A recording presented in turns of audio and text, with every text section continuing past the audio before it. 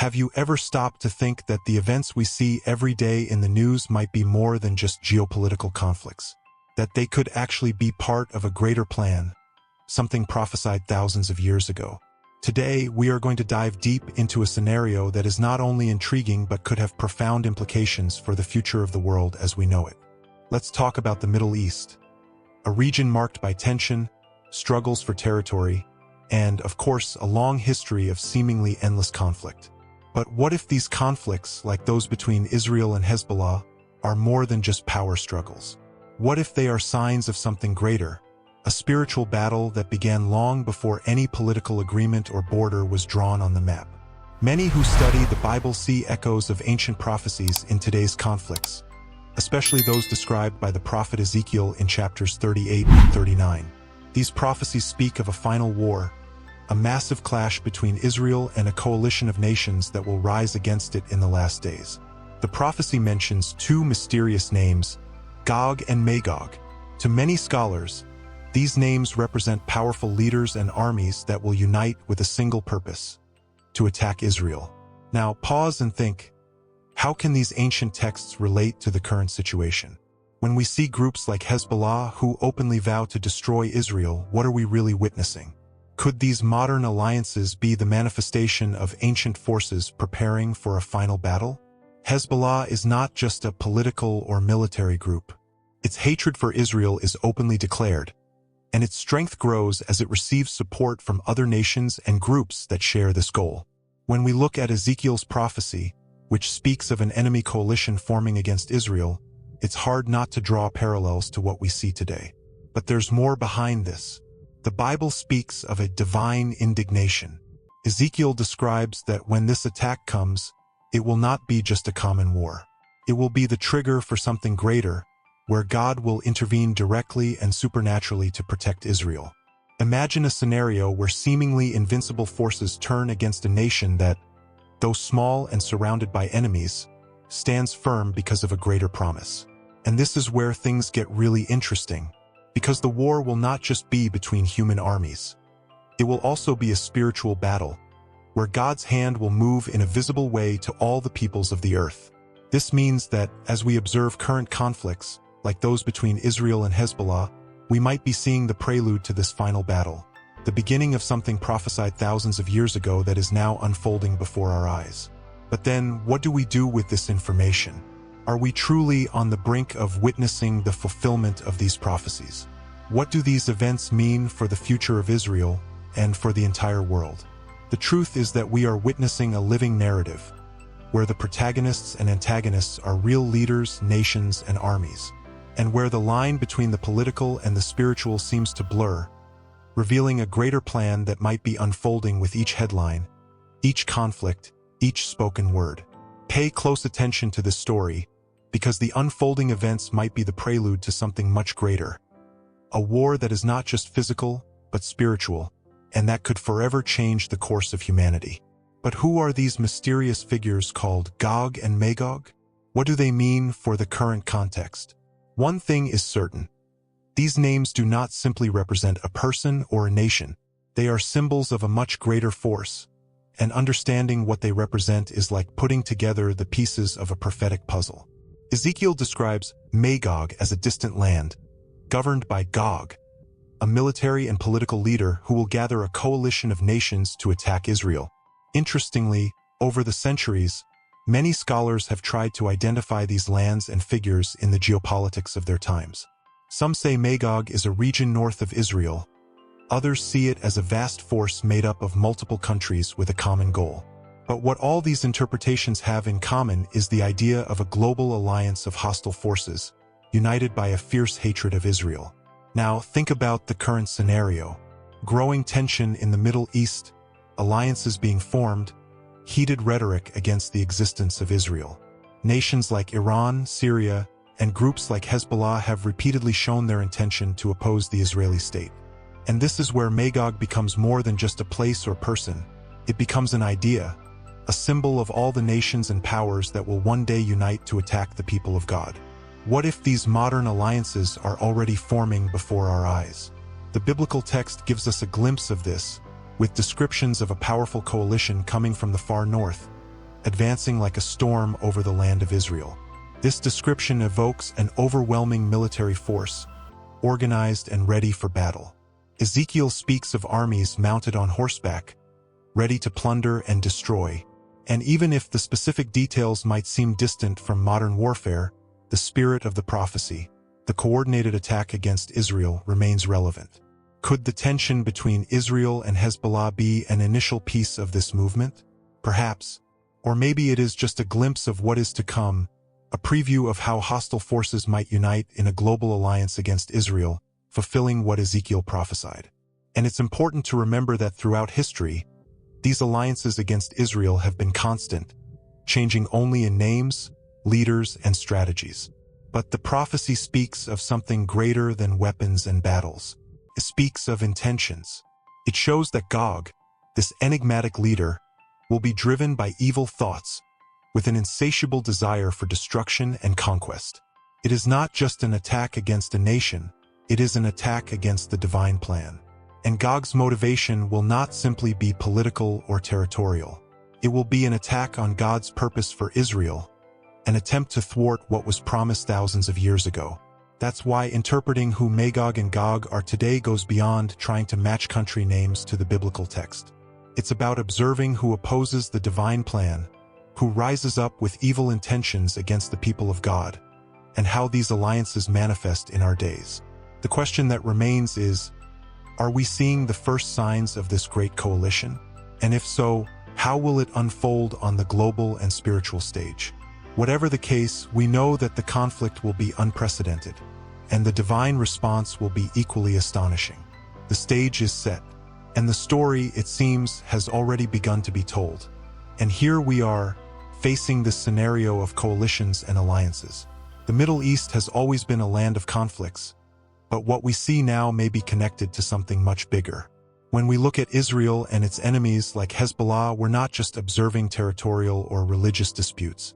We are witnessing a stage where ancient prophetic texts seem to come to life. Here's a fascinating question. How can the conflict between Israel and its modern enemies be seen as more than just politics and war? What if every movement, every escalation of tension, were part of a great prophetic scheme laid out millennia ago? The answer, according to many biblical scholars, is that current events may be like pieces of a prophetic puzzle. In the book of Ezekiel, we see a vision of a war that will be fought in the last days, a battle that won't just be a geopolitical issue, but also a spiritual one. And it's no coincidence that Israel is at the center of it all. Israel is not just a nation. Within the biblical context, it is God's chosen people, a key piece in the divine plan for humanity. And any nation that rises against it is, consciously or not, positioning itself against that greater plan. Hezbollah, a heavily armed militant group supported by regional powers, has consistently expressed its intention to resist Israel through armed force. Its growing military power and presence in Lebanon make it not only a direct threat, but also a possible tool in the hands of greater powers that might align against Israel. This is precisely the type of scenario we see described in Ezekiel, a constant and growing threat, forming and waiting for the right moment to strike. But are these current movements, like Hezbollah's armed resistance, signs of a prelude to something greater, a preview of the prophetic conflict between Gog and Magog? Or are we only seeing shadows of what is yet to come? The only certainty is that every action, every battle, every conflict involving Israel seems to echo Ezekiel's prophetic words, suggesting that much larger forces are at play.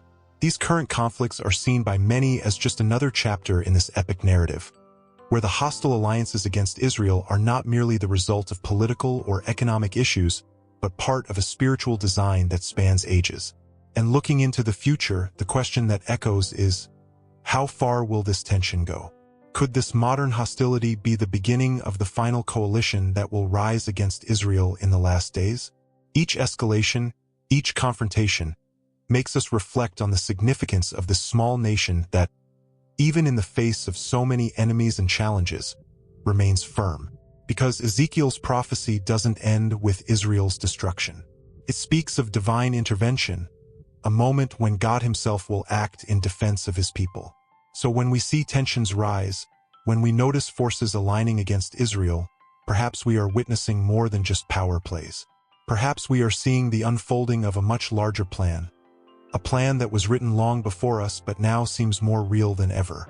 It is in this very expectation, this fine line between the present and what is to come, that an astonishing truth emerges: divine intervention. Because Ezekiel's prophecy doesn't just describe an overwhelming battle against Israel, it also reveals how God will respond. This response will be intense, powerful, and have repercussions that the world has never seen. Just imagine, as Israel's enemies come together and tensions reach their peak, a scene of chaos and darkness forms. The coalition led by Gog approaches like a storm, ready to attack and destroy. But at that moment, something extraordinary happens. Ezekiel describes that, in the instant Gog comes against the land of Israel, God's indignation will be stirred. The Bible uses strong words. "My fierce anger will flare up," says the Lord. And what does this mean? It means that God will not sit back passively, watching as his people are attacked. This battle will not be just between human forces. It will be a revelation of supernatural power, where God will directly step in, like a warrior defending his land and people. Imagine earthquakes, firestorms, and a display of power that will make the whole earth tremble. The enemies of Israel, confident in their weapons and strategies, will be surprised by something they could never have foreseen: the divine hand moving against them. This changes everything. The war that seemed lost, the battle that seemed hopeless, suddenly becomes a stage for the glory of God. Ezekiel speaks of a great earthquake that will shake not only Israel but the entire surrounding environment. It won't just be the armies that feel the impact, but every living being, from the greatest to the smallest. The mountains will fall, human fortresses will collapse, and there will be utter chaos among Israel's enemies, who will turn against one another. It's an epic image. Each warrior's sword will be against his own brother as God judges those who dared to rise against his people. Plagues, torrential rains, hailstones, fire, and sulfur. All these natural elements will become instruments of judgment. It will be as if all creation stands alongside God, witnessing and participating in this unique moment. This divine intervention will not only be to save Israel, but also so that the nations will know that He is the Lord. Because, in the end, this battle is not just about territory or politics. It's about the holiness and power of God. Israel's victory will be a testimony to the whole world, showing that God's plan will always prevail, no matter how formidable the enemy seems. And here lies the great question for reflection. As we observe the modern conflict between Israel and its enemies, are we on the brink of witnessing this divine intervention? Could it be that amid the violence, the threats, and the alliances, we are approaching that moment when God will rise up and display His glory so clearly and undeniably? Every step taken by these hostile forces, every provocation against Israel, might be paving the way for one of the most extraordinary moments in human history. What we know is that divine indignation will be unlike anything the world has ever seen. It will be a powerful, direct intervention, making it clear that God's people are not alone. So as tension continues to rise in the Middle East, there is something even greater to anticipate: the response of the one who promised to defend Israel, and whose plan never fails. But even as we wait for this divine intervention, it's important to understand that this conflict is not just physical. Ezekiel shows us an invisible spiritual war happening simultaneously, something we cannot see but that is constantly at play. Behind the armies, the tanks, and the fiery speeches, there's a battle that goes beyond human understanding. It's not just about territories or borders. What we see in the news is the reflection of something much deeper, something involving spiritual forces clashing over the destiny of Israel and, ultimately, the world. Think about it. If Israel is a central piece in God's plan, it's no surprise that evil spiritual forces would want to destroy it. Every move against Israel, every new hostile alliance, is like a shadow of the spiritual war unfolding in the unseen realm. And this is not something new. From the beginning, Israel has been surrounded by nations that wished for its destruction. The difference is that now the spiritual battle is more intense, more urgent, and the forces involved seem to be moving with a defined purpose. If we look at Ezekiel's prophecy, we realize that this spiritual battle is not just a simple clash of opposing forces. It's an attempt to thwart the divine plan, to prevent God's promises from being fulfilled. Every leader who rises against Israel, every coalition that forms, is a piece of this spiritual game, stirred by evil thoughts, as described in the biblical text. And then, everything starts to make sense. The rise of groups like Hezbollah, the support of regional powers for these groups, and the alliances that seem to strengthen against Israel. All of this is part of an invisible war, where the forces of evil are desperately trying to stop what God has promised. It's as if we are watching the unfolding of a spiritual strategic plan, where every move on the board is carefully calculated to lead to the final confrontation. What makes this spiritual war even more fascinating is that it's not confined to the Middle East. What happens there is key, but the ramifications of this battle extend throughout the world. As tensions intensify in Israel, the spiritual world is also stirred. It's a battle that affects all of us in one way or another, and that will ultimately culminate in a decisive moment, the final revelation of God's plan. This is why understanding current conflicts as a spiritual war is so important. It's not just about what happens on the battlefield, but about what's at stake in eternity. Every provocation, every attack, every word of hate directed at Israel is part of this invisible war, which will one day become visible to all. And as this spiritual battle continues, tension grows in the physical world. Alliances form, the conflict intensifies, and all eyes remain fixed on Israel, a small nation that seems to be at the center of something far greater than anyone could imagine. So, when you hear about tensions in the Middle East, about the violence and resistance against Israel, remember that there is a much larger story being told. A story that began before we even existed, and that is moving toward its final climax. An invisible war, but as real as any physical battle. A war where the outcome has already been determined, but whose unfolding is still to come. And it's this growing tension, both physical and spiritual, that leads us to one of the most intriguing parts of the prophecy, the decisive battle between Gog and Magog. Because, throughout this invisible war, there is the expectation of a final coalition that will rise against Israel. Ezekiel speaks of a powerful alliance of nations, led by Gog, that will attempt to wipe out God's people once and for all. It will be an unprecedented attack, where hostile forces from all sides will cover the land like a cloud, ready to destroy. This final battle will not be just any war. It will have epic proportions, and for many, it will be the culmination of all the tension we have observed for so long. Just imagine, powerful armies marching toward Israel, a coalition of hostile forces coming from various directions, united by a single objective, to destroy the nation of Israel and thwart the divine plan. Gog, as the leader of this coalition, will gather all these forces, representing not just a physical enemy but a spiritual opposition against God and his people.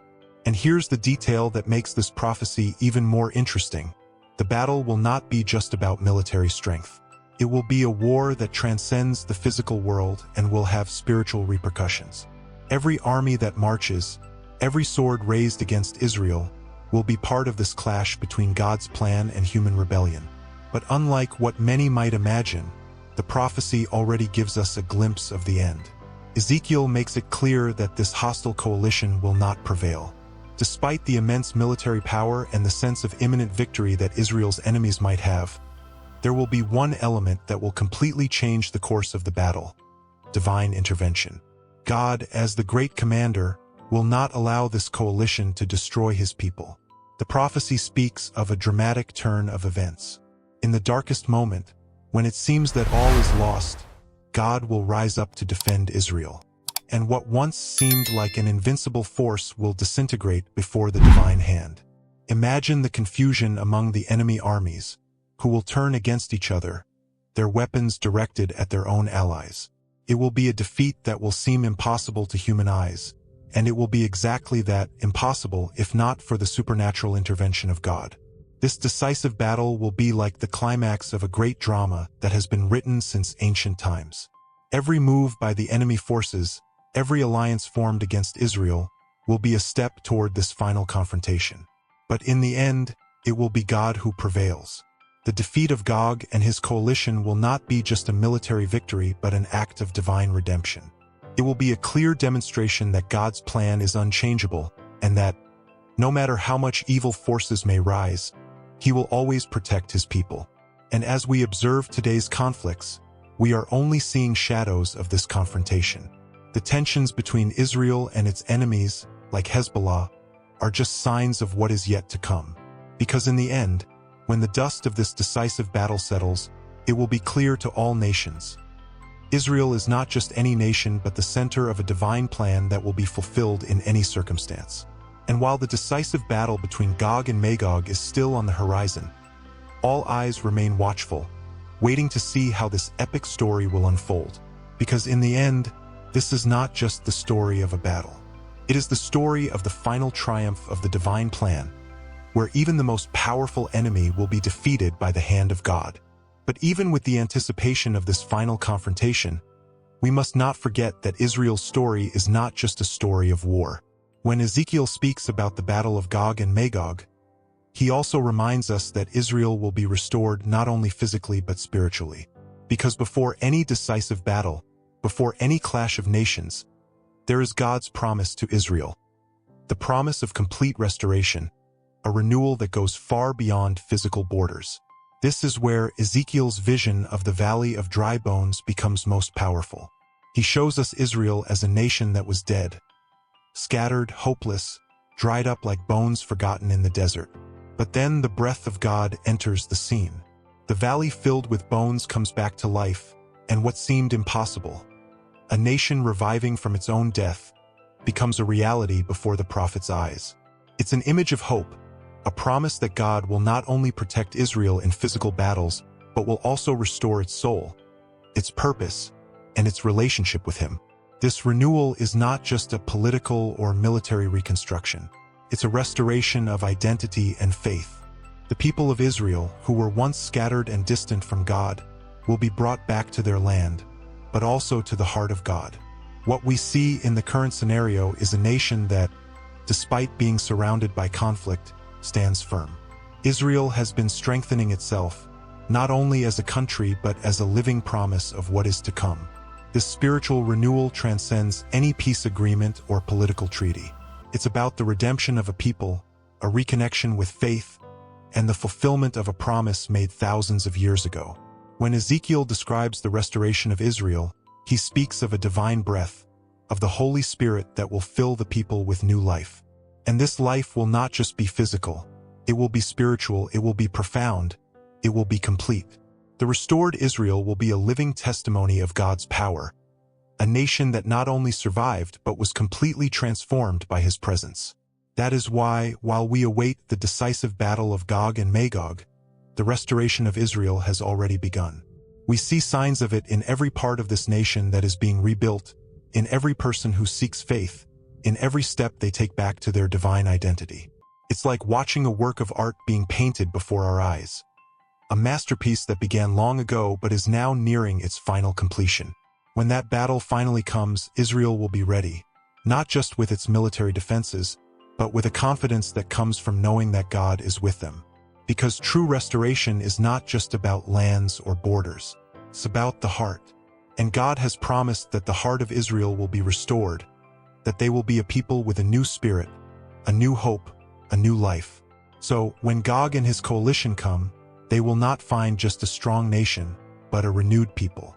A people who know the God they serve, who understand their place in the divine plan, and who know that no matter how strong the enemy is, the final word will always belong to the Lord.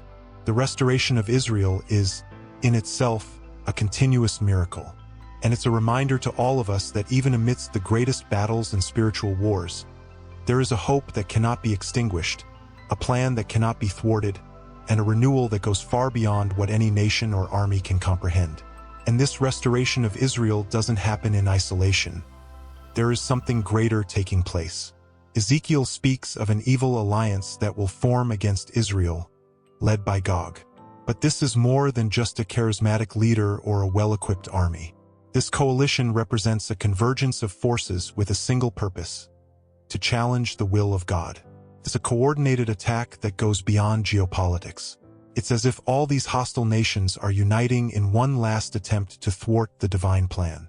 The symbol of Magog, then becomes something much broader than a geographical location.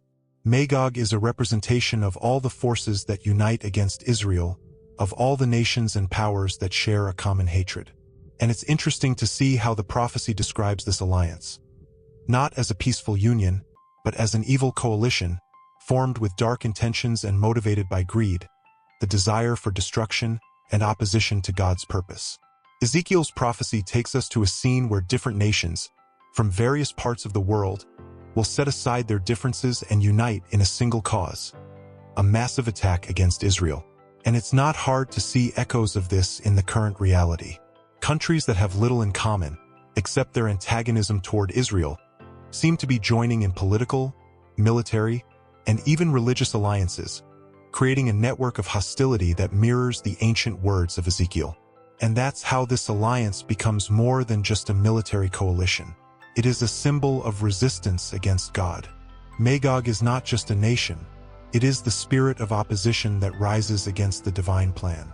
And Gog, as the leader of this coalition, represents all those who, throughout history, have tried to thwart what God has ordained.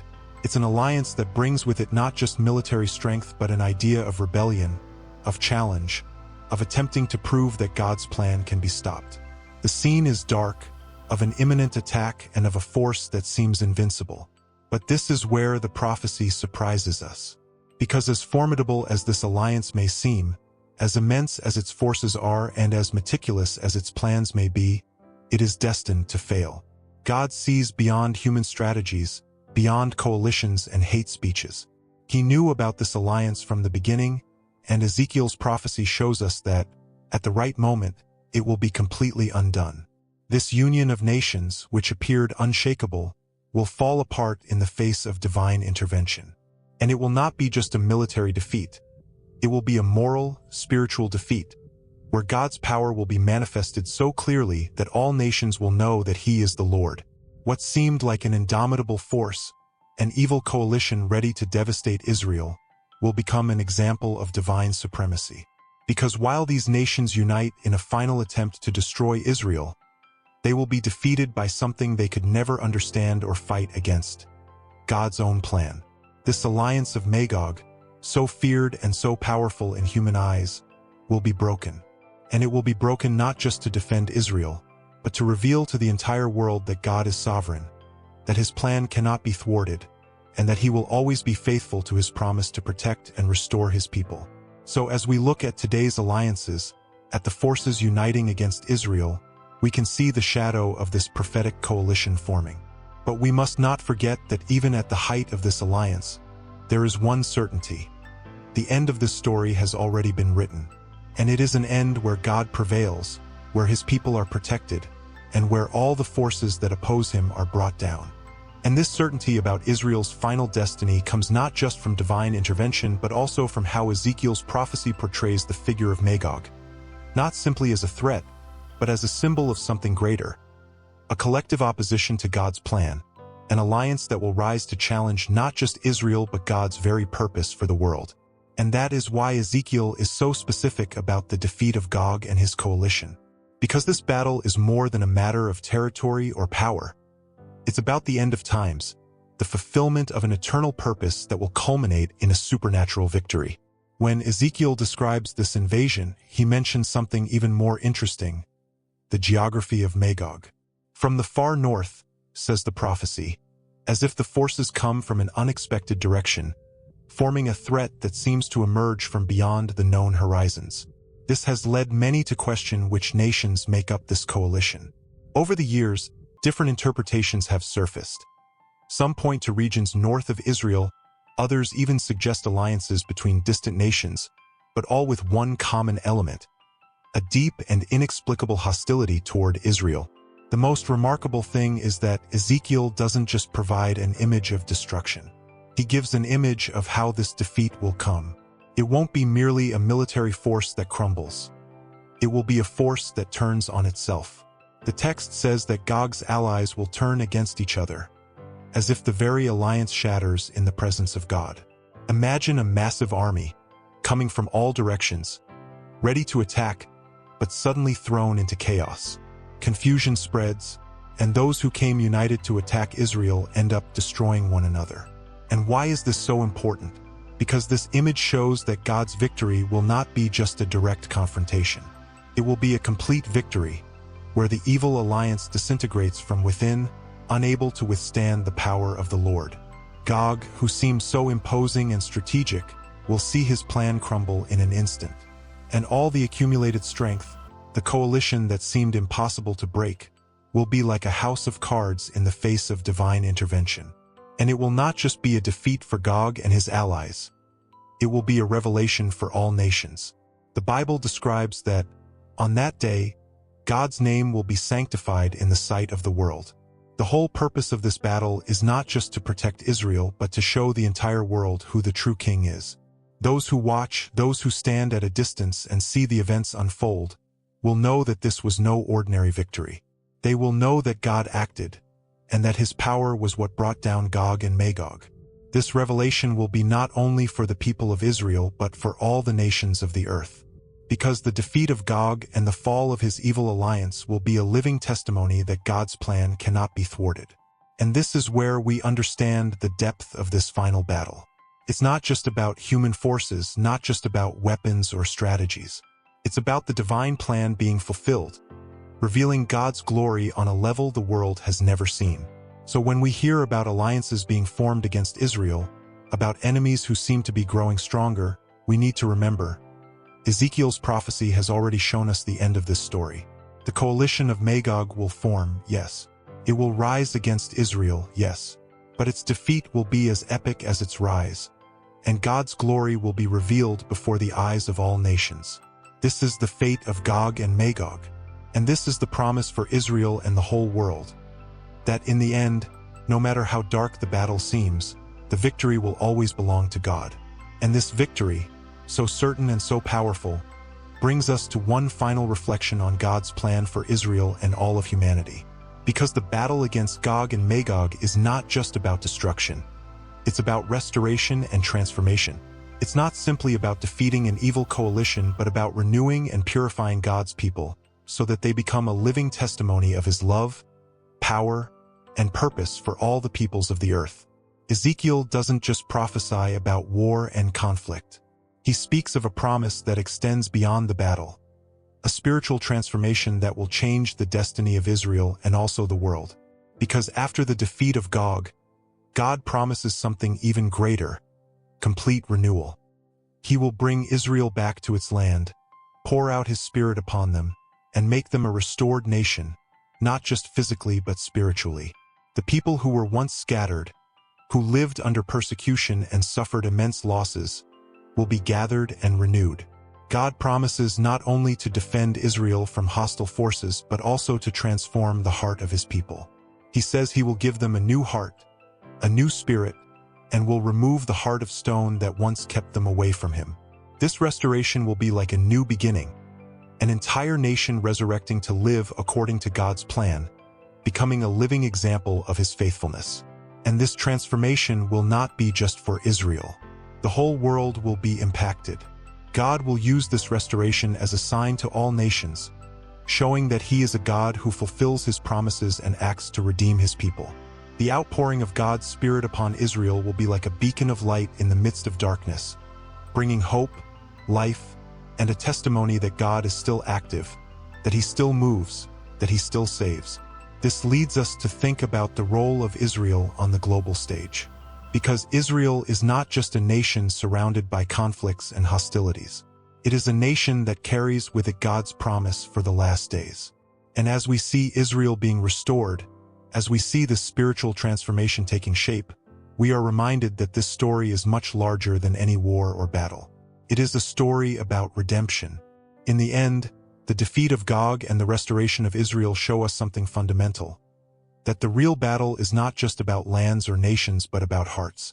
God is bringing his people back to him, renewing faith, restoring hope, and revealing to the world that he alone can transform the impossible, bring life where there was death, and fulfill his plan with precision and power. So when we look at current tensions, at the wars and conflicts surrounding Israel, we should not see just fear or destruction. We should see the hand of God at work, preparing something greater, something that will culminate in a victory that transcends the battle. God's victory over Gog and Magog is not the end of the story. It is the beginning of something new, an era of restoration, of transformation, where Israel will become a beacon of hope for all nations, and the world will see that, in the end, God's plan always prevails.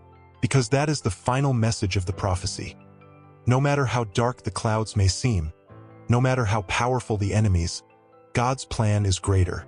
And as he fulfills his promises, God not only restores Israel but brings hope to all humanity, reminding us that he is the God of redemption, transformation, and eternal victory.